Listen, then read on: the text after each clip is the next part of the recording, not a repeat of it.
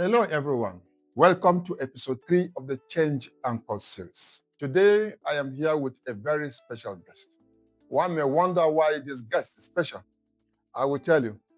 He's someone that was educated in Nigeria. To be specific, Obafemi Awolowo University and also Lagos Business School. He's someone that has also managed laudable projects across Africa. In Nigeria, he managed the State Financial Management System project that sought to the improvement of processes in the public sector. His work life took him across the African countries. Mr. Aliu Folorunsho is that special guest. I leave you with Mr. Aliu Folorunsho to speak more about himself and then the collaboration, the selflessness, the accountability, the diligence, the homegrown, the accuracy as change anchors that we need for African Renaissance. Mr. Folorunsho Aliu, you're welcome.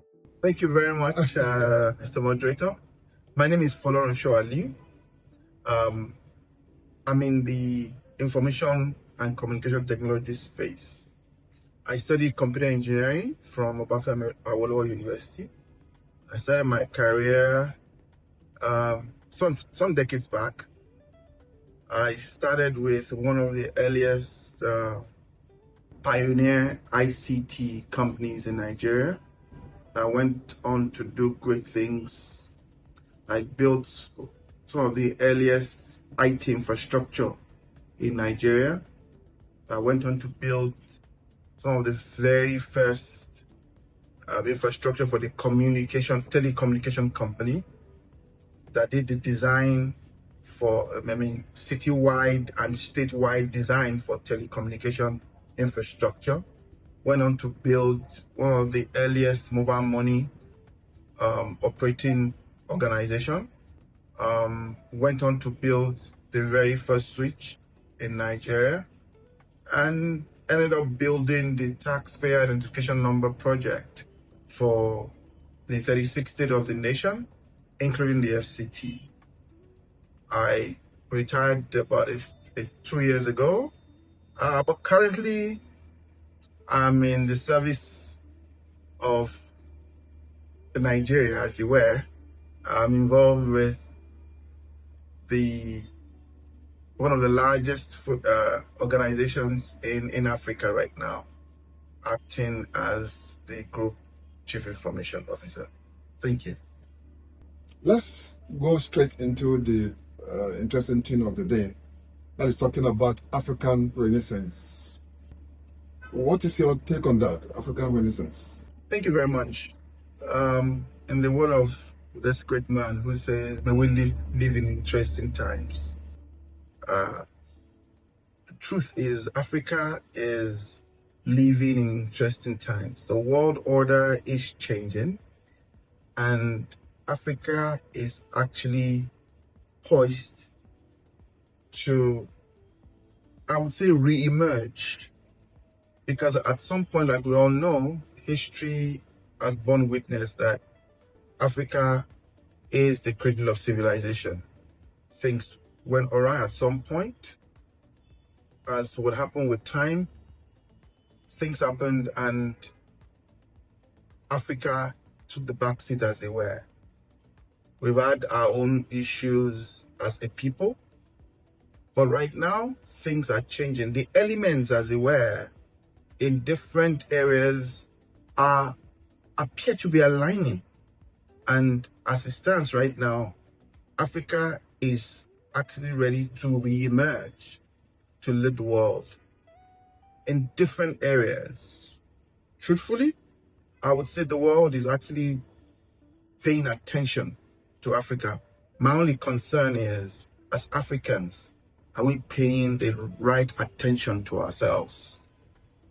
Now, what change outcomes do you expect to see, or you expect the Africans to begin to imbibe in order to bring about that change to reality? Thank you. Before I talk about the change anchors I expect to see, I think it's important to contextualize and put in perspective the things that make the world pay attention to Africa. Number one, Africa is one of the richest continents when it comes to natural resources.